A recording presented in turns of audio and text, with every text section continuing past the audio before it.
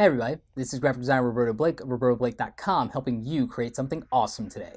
So in today's video, I'm going to talk about why you need a graphic design blog. Now, I covered this topic in an article that I did for How Design recently, and I'll leave a link to that in the description below so that you can see some main things that I talked about in depth as to why you need a design blog, but I'm going to cover them here very briefly. So a lot of you might be thinking that having a design blog isn't really a big deal, and that's not going to really do anything for you in your career, especially if you're an in-house or agency designer.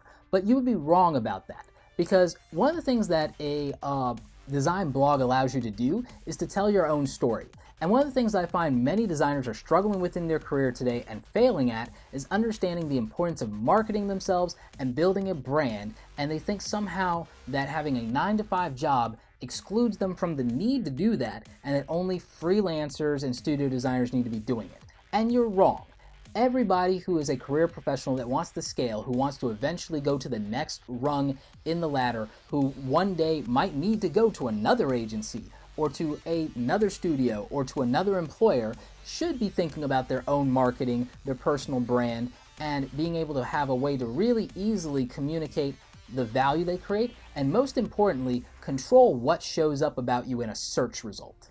See, the thing about hiring today is that it's not just put in an application, put in your resume, show up to an interview, show off your portfolio, and that's the end of it. No, there's another vetting process that happens, and it's all of your social media, it's everything about you that they can find in Google and determine whether that's you or somebody else, and you need to be controlling that narrative, and one of the easiest and quickest ways to do it is with your own design blog. And that's going to help you show up in Google in general for your graphic design profession, and you should also try and take advantage of local search so that if someone wants to hire you locally, they can find you and see that you're a graphic designer in their area. If someone's looking to hire you away from a company and offer you a bigger salary, then this is going to be helpful in that regard as well. So again, these are things you should be doing. You should be in social media. You should have a social media account in the main ones, Twitter, Facebook, and it should be a professional one, not just your personal stuff. And I would say lock your personal stuff to private, put your professional one out there, and that's the one that you give them, and give it to them if you can in your resume or whatever, so that, that's what I do. That way they don't have to hunt. They can just go to that and they won't mistake you for somebody else or have to go digging. They won't come across your personal one if you do it that way, and they'll just take this one and they'll see what you have going on. And if you're dictating the narrative appropriately, you're marketing appropriately, you're posting articles from your blog on what you think about the industry, projects you've done, then these are the things that are going to make you look good to a potential employer or a potential client.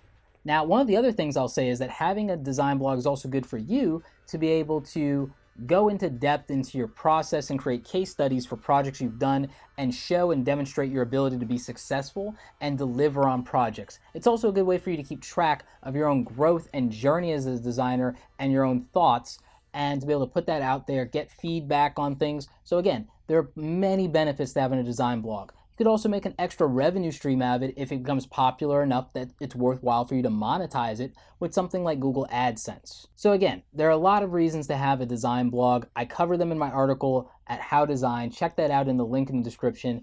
And just starting a design blog is a good way to stretch your legs and really get into web design and blogging and understand that part of it, because again, marketing is a big facet of what we do in the graphic design industry. So understanding different ways to market yourself, market other people, and doing it with firsthand experience is always going to be valuable. So just try something new and get out of your comfort zone.